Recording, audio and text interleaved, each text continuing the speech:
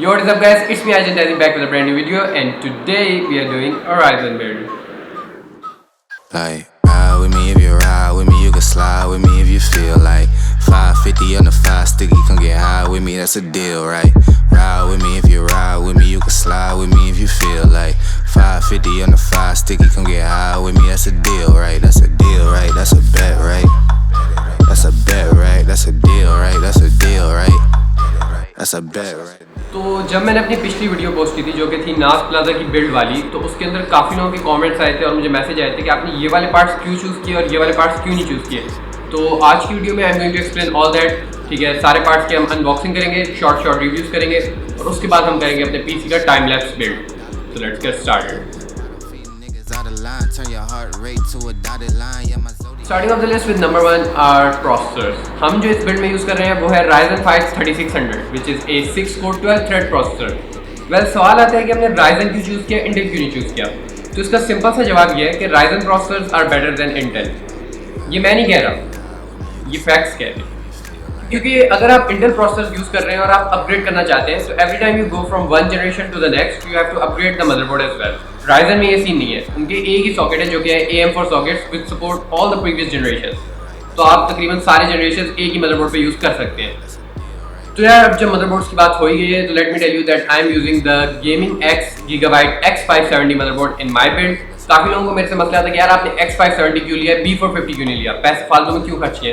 तो यार इसकी कुछ स्पेसिफिक रीजन थी, ठीक है, जैसे कि X570 can support up to 128 gigabits of RAM, B450 can only support up to 64। X570 has more PCIe lanes and it can support PCIe Gen 4, जबकि B450 में ऐसा कोई सीन नहीं है। और it can also support up to 4000 megahertz of RAM, जबकि B450 can only support up to 3466 megahertz. ये कुछ चीज़ें हैं जो शायद सबको जो है वो इंपॉर्टेंट नहीं लगती, लेकिन मेरे लिए पर्सनली ये इंपॉर्टेंट थी, इसीलिए मैंने X570 चूज़ किया।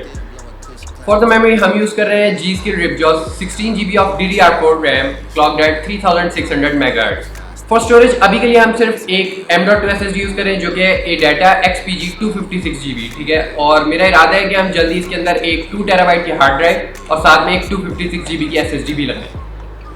फॉर द पावर सप्लाई हम यूज़ करें VS650 80+ फ्रॉम Corsair।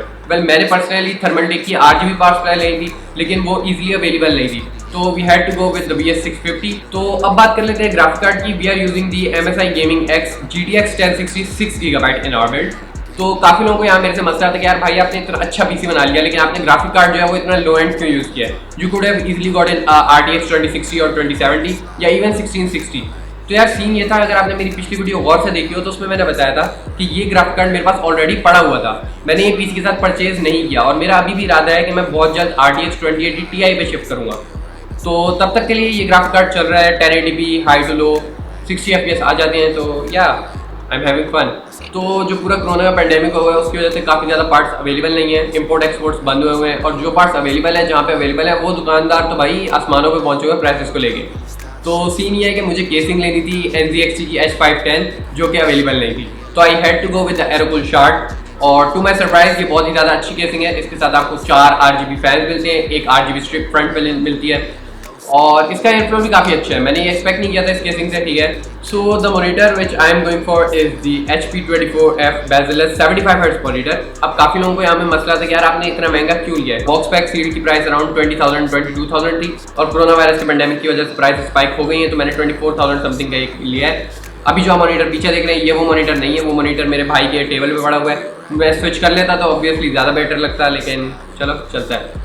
और काफ़ी लोगों को जो है वो ये मसला था आपने 144 हर्ट्ज क्यों लिया। तो यार this build is not specifically for gaming, मैं इस पर प्रोडक्टिविटी के काम करूँगा, प्रोग्रामिंग, वीडियो एडिटिंग, रेंडरिंग, वो वाले काम। तो I needed a monitor which looks aesthetic, ठीक है। बल्कि 144 हर्ट्ज में जितने मॉनिटर हैं तकरीबन सारे जो है वो एक बल्कि टाइप फील देते हैं और मुझे वो पसंद नहीं है। तो I had to go with the aesthetic looking monitor and I chose the HP24F।